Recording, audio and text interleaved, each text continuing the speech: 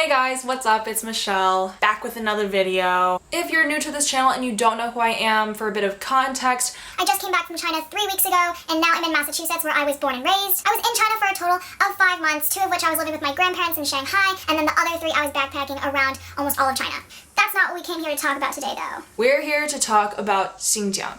Maybe you've heard about the region, maybe not, but if you know nothing, here's a brief overview of stuff that you might have read if you are from the West and read Western news sources. da da da da. So with all these articles and news out there, why should you listen to me about my opinions on Xinjiang? If you haven't figured it out already, I am Chinese American. I'm also fluent in both English and Chinese, as well as both cultures, Western and Chinese. This past May 2019, when I was backpacking China, I was in Xinjiang for 3 weeks total with the sole purpose of seeing things for myself. As for why I wanted to make this video, because I have this background, I often felt like and still feel like I'm stuck in the middle. Almost all the coverage you can find about Xinjiang is either from or heavily backed by the US or China. This is because both countries have extremely strong motives in controlling the narrative about what's going on in that region. China is trying to catch up with the rest of the world and become a developed country, recently with the One Belt, One Road initiative specifically, and the West, very much led by the US, has increasingly felt threatened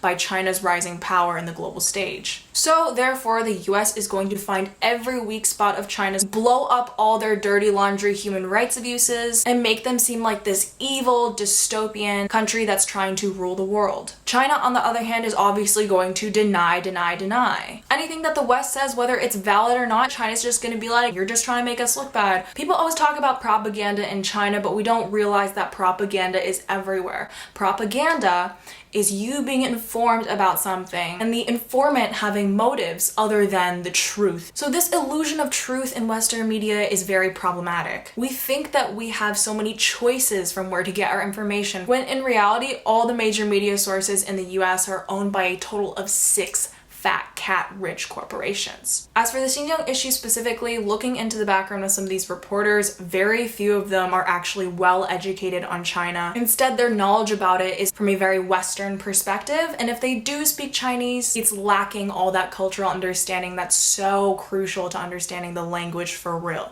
Also, in case you needed more evidence for the fact that neither sides care about the actual truth, pretty much nobody reported on the human rights abuses going on in Xinjiang 10 years ago when it was arguably at its peak. So what happened 10 years ago, you ask? Stay tuned, haha. So basically, I'm making this video because this is the video that I wish I had when I was in Xinjiang and didn't know who to trust in terms of information. In this video, I'm going to be considering all the sides from which I was informed about this issue on both Chinese, Western, even Arab countries. But please do not take my word for the final word. Do your own research. The biggest thing I learned out of my 3 weeks in Xinjiang is don't trust nobody. Take what everyone tells you with a grain of salt. Everybody has their own motives, whether unintentional or intentional. Don't be a sheep. Please critically think. So how this is going to work is we're going to start off by talking about the history of Xinjiang. This will give you guys important context on how I reached the conclusions I did. And after talking about those conclusions, I will talk about my actual experience in the 3 weeks I traveled around the region. Please try to skip around as little as possible. I know the details about me getting stalked by undercover police are super juicy, but if we were looking for sensationalism, we would go to mainstream news. So please, for the sake of truth, stick with me here. Hi, bitches. Okay. 2,000 years ago, China, which was an empire back then, first established some sort of official control over what is now the Xinjiang area. This was an attempt to make the Silk Road safer and thus more stable to trade through. Flash forward like a couple hundred more years, the Tang Dynasty or Tang Empire also included the Xinjiang area, which is not a coincidence because the Tang Dynasty was also when the Silk Road was at its peak performance. the dynasty that followed, the Silk Road, and therefore that region declined in importance because of various reasons I won't get into. And then after that was the Yuan dynasty, which was ruled by the Mongols in the Mongolian Empire. The Mongolian Empire was massive, so naturally it included Xinjiang as well. The very last dynasty of China, which was the Qing dynasty, ruled by the Manchurians, which is an ethnic minority in the northeast, also included the Xinjiang area. So around the same time, which was the 1800s, Russia started eyeing Central Asia like, yo, that shit looks good, I want a piece of it. So it started trying to extend its control over the many stands. So Kazakhstan, Uzbekistan, Tajikistan, etc. Meanwhile, the Qing dynasty is ending because China is getting the shit beaten out of it by every country who has like a single ounce of power. So the US, Britain, France, Russia, and Japan were getting in on that too. Everyone was pillaging China. So eventually the Qing dynasty fell, and shortly after World War I began, which meant the Japanese invasion of China. Between the two world wars, China was in a civil war between the nationalists and the communists, and then they united together to both fight against the Japanese in World War II again. This isn't taught to us in history class in the West, but China was wrecked by Japan. So understandably, in 1949, when China finally becomes a country, it's like very effing nervous, and it's like, yo, nobody mess with my borders and try to get in on this anymore. In the 1920s, the Soviet Union was formed, and as you know, they had their satellite states and were trying to extend more power in the region. So in 49, when China became an independent country, it was like kind of nervous looking over there to the West, and they were like, all right, so we can fight a war with the Soviet Union, or we can have this diplomatic, peaceful agreement. So they chose the latter. And the Soviets and the Chinese agreed. The Soviets get the stands, China won't mess with it. China gets Xinjiang and Tibet, and the Soviets won't mess with that. Before that happened, the land that the Soviet Union took was referred to as West Turkestan, and Xinjiang was referred to as East Turkestan.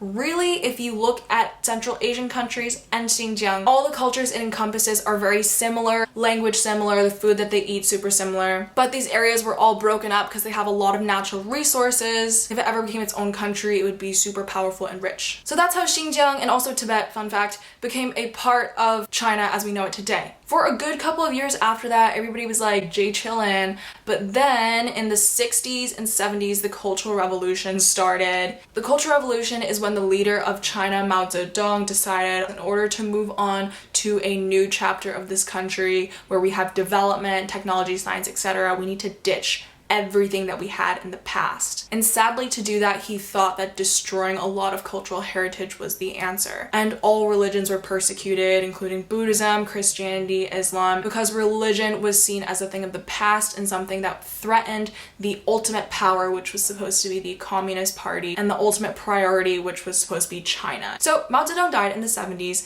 and the next really important leader that they had in China after him was Deng Xiaoping in the 80s. Deng Xiaoping was known for being more capitalist, more pro-West, and opening up China for the first time to the rest of the world. At the same time, the rest of the world was going through a progressive wave, so a lot of former colonies became independent new countries, and the UN was championing human rights. China rode this progressive wave in the 80s and tried to make their ethnic minority policies as human rights progressive as they could. So in trying to protect minority rights and preserve their culture, they gave them a lot of legal privileges. So for example, if you were an ethnic minority, you didn't have to follow the one-child policy. You could have as many babies as you want. Also, in Xinjiang specifically, you didn't have to go to school and learn Mandarin Chinese. You could set up your own ethnic minority Uighur school and only teach and learn in Uighur. So this sounds all great and fun, but the problem is when Deng opened China up to the rest of the world and enacted capitalist policies, China's economy boomed. Economic opportunity was everywhere, but unfortunately the Uyghurs could not access it. In China, obviously you need Chinese to participate in the economy, but unfortunately because you had this generation that wasn't required to learn Chinese because of the policies in the 80s, the region couldn't access the economic wealth that China was experiencing and fell behind in terms of development. This also means that when the rest of China started plateauing in terms of its economic boom and development, Han Chinese started looking west where it's less developed, therefore there's more opportunities to make new money. As you can imagine, this created a lot of tension.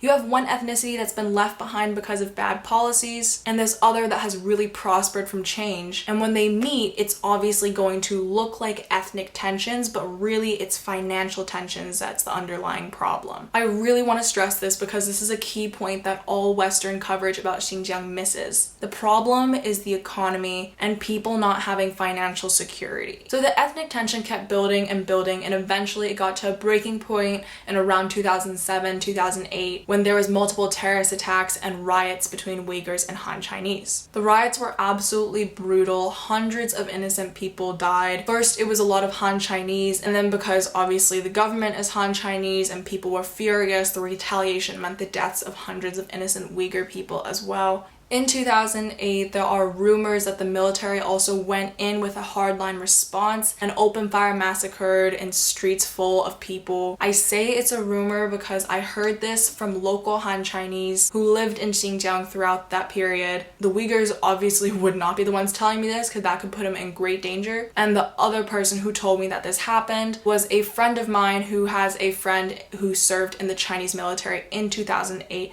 and were explicitly given orders to massacre everybody in the street. Also in 2014, there was a terrorist attack in Kunming train station where supposedly Uyghurs with large machete knives went in and started randomly hacking at people. That's also a big event that's really stuck in the Chinese public's mind. Despite all this happening about 10 years ago, it was only 2 years ago that this region started getting more international coverage. 2 years ago, another important thing happened. A high-ranking official who got Tibet supposedly under control. I'm gonna put his name down here because I don't know how to pronounce it. That guy was moved to be in charge of Xinjiang to get those people under control. He was the one that's responsible for the creation of many internment camps, the surveillance, policies that restrict the practice of Islam among locals there, all that dude. And now we come to the present where the West is saying that China is committing potential cultural genocide and ethnic cleansing in Xinjiang. China, on the other hand, is developing its One Belt, One Road economic policies in which Xinjiang is a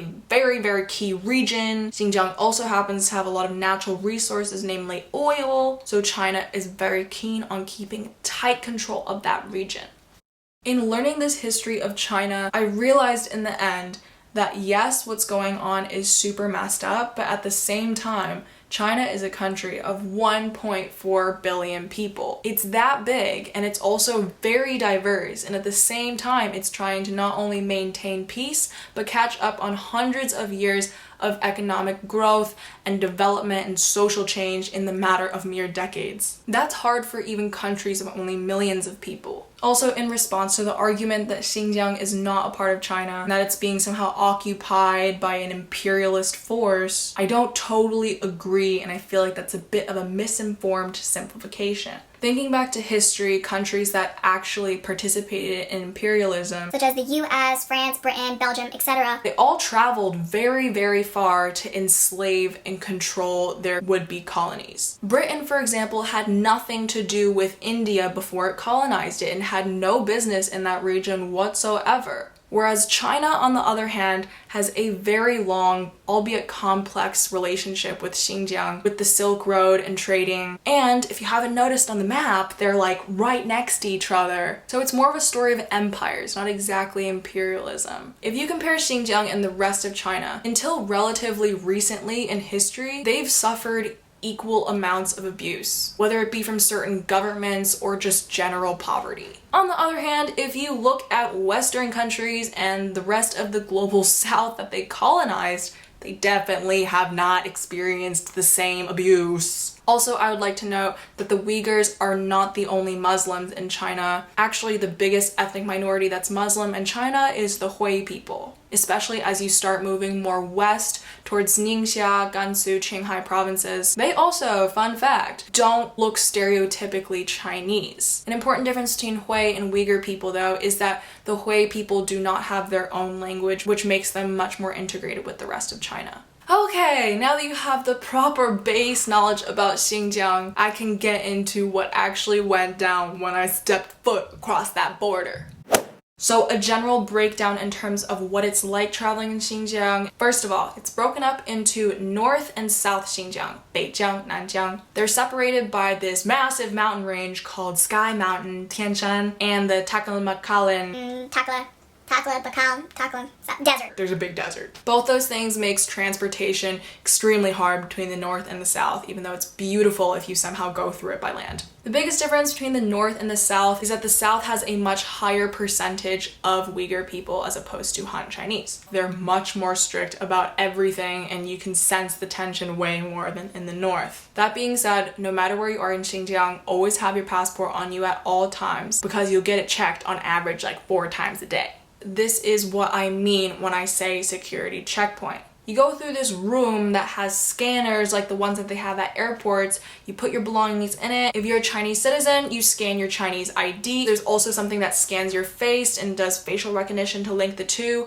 If you don't have a Chinese ID, it means they need to manually check your passport and often log your information into some app or something that they have. If they do this, they'll also need to take a picture of you, so make sure you look photo ready at all times. Occasionally, if you're going somewhere like a train station or traveling from one place to another, they'll also ask about your accommodation for the night, why you're in Xinjiang, nosy questions like that. When you enter into markets, pedestrian tunnels, some parks, any public space that has a gathering of people, you'll likely need to go through a security check. Another thing to be aware of is that the accommodation options are very limited. There's on average 1 hostel per touristy city in Xinjiang. What do I mean by touristy city? I mean Turpan, Urumqi, and Kashgar. This is because even though there's a ton of hostels, they need to apply for a special permit if they want to have any guests who are not mainland Chinese citizens. It's extremely hard to get this permit in Xinjiang, therefore only select hostels have it. The reason why they have this policy is they're concerned about more foreigners coming into Xinjiang, and hostels especially are a great place for cultural exchange and thought-provoking conversations, which honestly is the last thing that they want in a touchy region.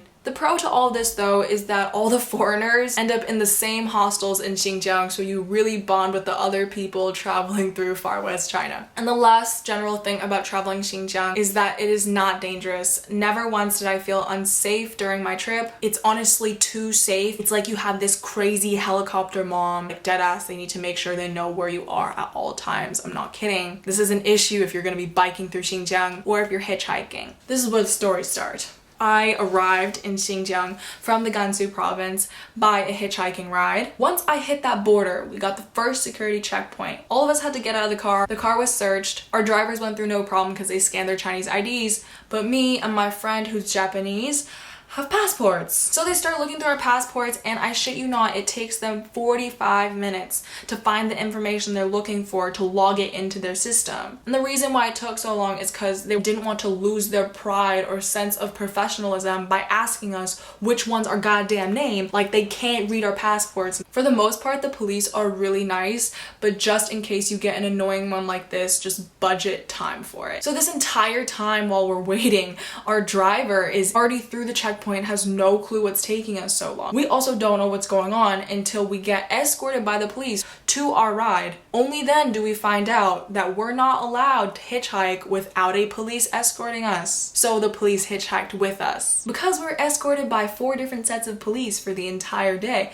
we had a chance to chat with them. Most of them were local Uyghurs from Hami, which is the city that we were closest to, and some of them were very young. I'm talking like 22, 19, and they're also not very well paid. This is a common complaint I will hear throughout the rest of my time in Xinjiang, that the wages do not match the cost of living. They're way too low. A policeman who works 24 hours, 7 days a week is only paid like 4,000 RMB a month. Because the police were Uyghur, we also could learn a few words of the Uyghur language from them. So Yakshimusis means hello, Rakmet means thank you, and Haidahush means goodbye. This will come in handy. I noticed that locals are a little bit like sus, like what do you want from me? And if you throw out a word of Uyghur, normally they become much friendlier, or they're just confused because they can't understand you.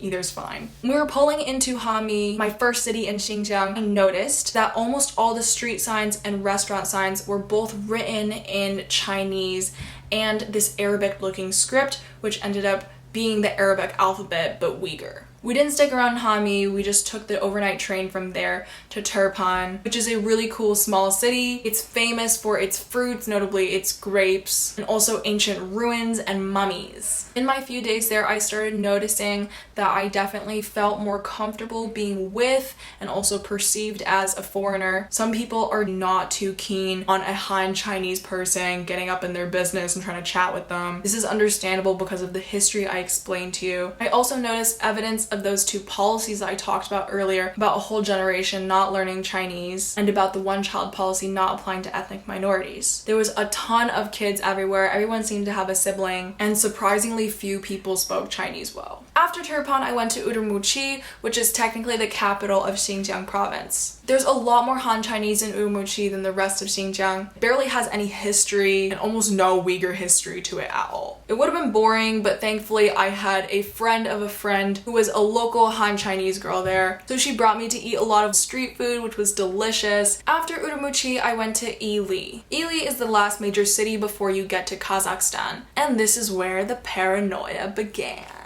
Second day, I had my first stalker. Woohoo! I was in the local market and I was using my shitty American person Chinese, telling people that I was American, etc. because I got into this habit already. And I think it got me some unwanted attention. Before I knew it, there was this dude that was behind me, stopping when I stopped, walking when I walked. I'm almost positive now that he was either an undercover police or just a snitch of a citizen. You'll find out in a few seconds why. So the next day, because my visa is multiple entry but was about to expire, I went to the Kazakh border so I could leave the country for like 10 minutes and then come back and have another 40 days.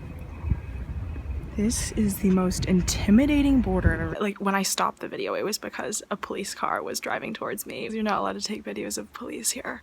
I've been seeing a few articles out there about how foreigners are now getting spyware downloaded onto their phones. I actually met two British guys that had spyware installed in their phones when they crossed from Kyrgyzstan into China. They were explicitly shown, look, this is the app we installed in your phone, don't delete it. It's not like it's a big secret, first of all. But me and this other guy who crossed in from Pakistan, neither of us got it installed. They did take my phone though, go through my photos, and actually take it away from where I could see them for a few minutes, so I don't know what they did with it, but I don't think they installed the spyware. I'm waiting for the bus that goes to the Kazakhstan side because you're not allowed to walk across this border. You're only allowed to go by a vehicle, which is like this official bus.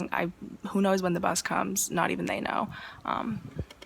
Duty-free shopping behind me and like wicked fucking empty.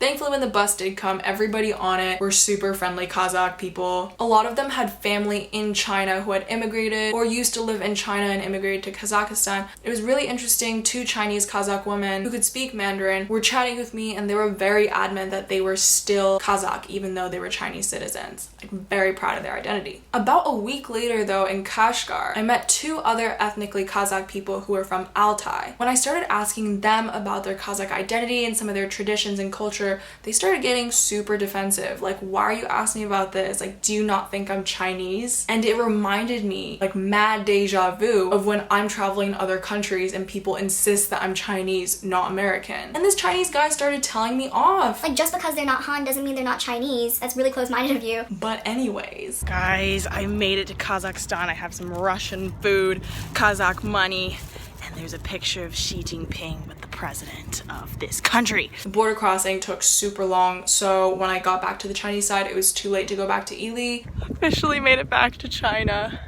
Only took 7.5 hours to go back and forth. Thankfully, I had met a friend earlier whose parents live on the border town, so I stayed with them for the night. The next day, when I went back to Ili though, remember when I told you I had that stalker who was probably a police? So, I get to the hostel where I was staying in no problem before, and they're all looking at me like super sad, like someone just died or something. And they tell me we can no longer accept you at this hostel because every hostel in Ili got raided by the police literally yesterday morning. Like dead ass police came and picked up a volunteer from the hostel and interrogated her about if they had foreigners staying there, where we were from, what our jobs were, and what kind of stuff we talked about in the hostel, and what type of questions we asked them. It turns out not a single hostel in Ely has a permit for hosting foreigners, but a couple of them were getting a bit lax on the rules. This is because they hadn't been checked by the police in a while. I'm guessing that when I was in the market, somebody overheard me saying that I was from the US and alerted the police about it. So I'm left with nowhere to stay in Ely.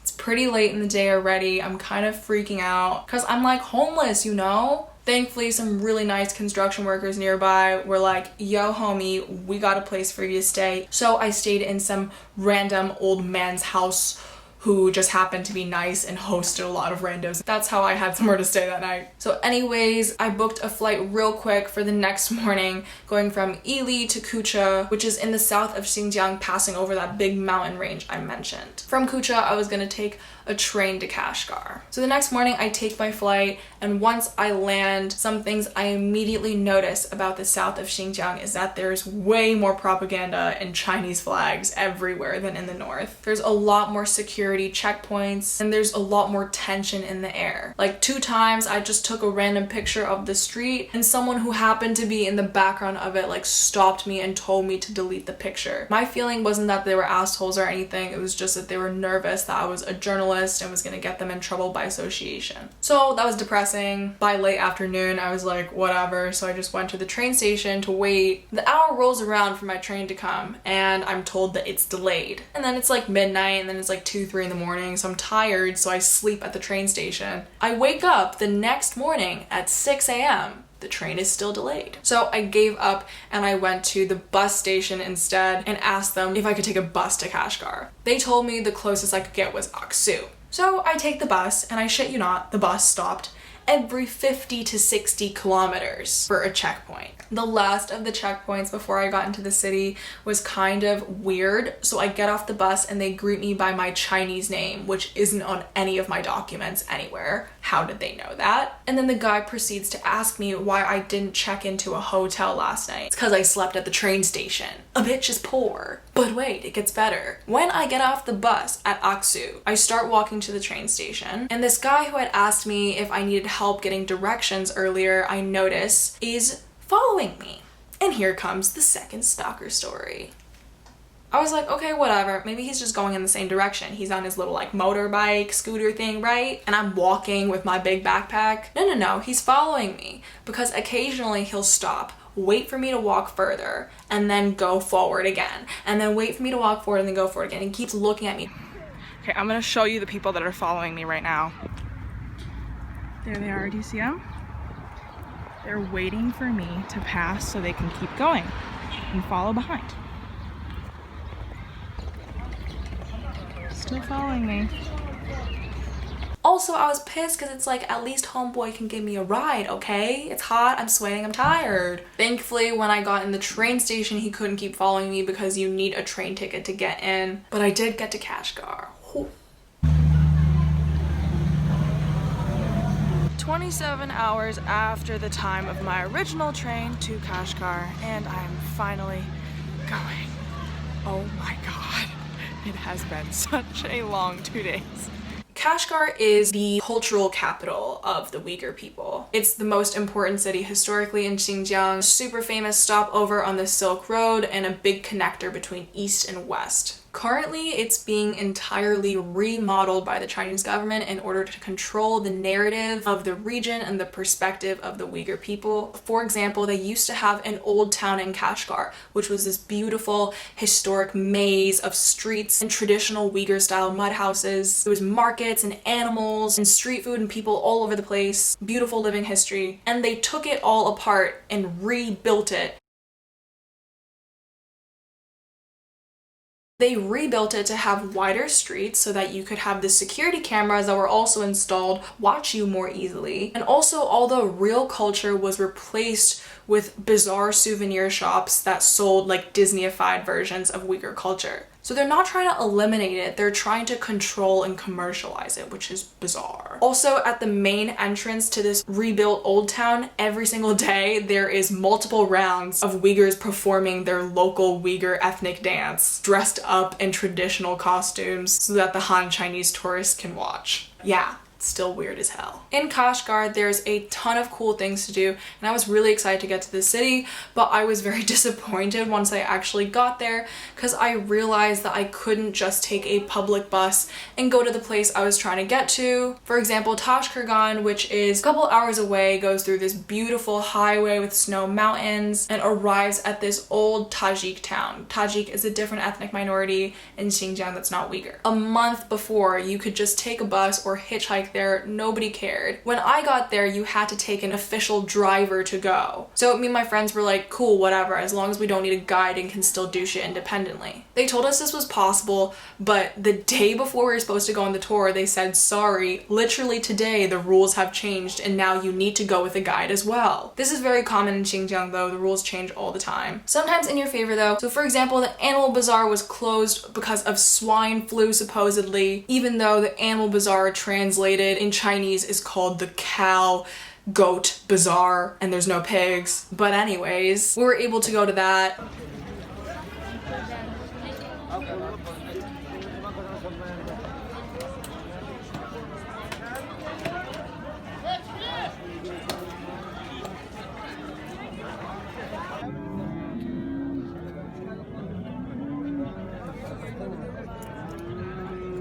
Really cool, but pretty sure that's where I got food poisoning from. So I was sick for my last 3 days in Xinjiang with a high fever and could not wait to get out by the end of it. So I booked my flight because I was not about to do another 20-something hour overnight train, and that was the end of that.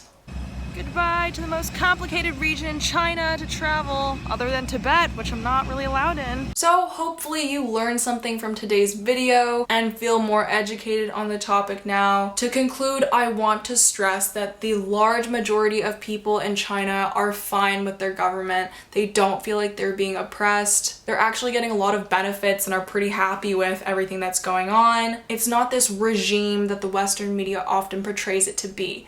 Every country has its complexities and its problems. And the nation-state system is inherently flawed, especially when it comes to regions that have such ancient history and culture such as this one. It doesn't make what the government is doing in Xinjiang right, but after looking at the context of the situation and alternative solutions, makes it much more difficult to have such a black and white opinion about it. Thank you so much for watching. I know this was a long one. I'll see you guys next video. Bye.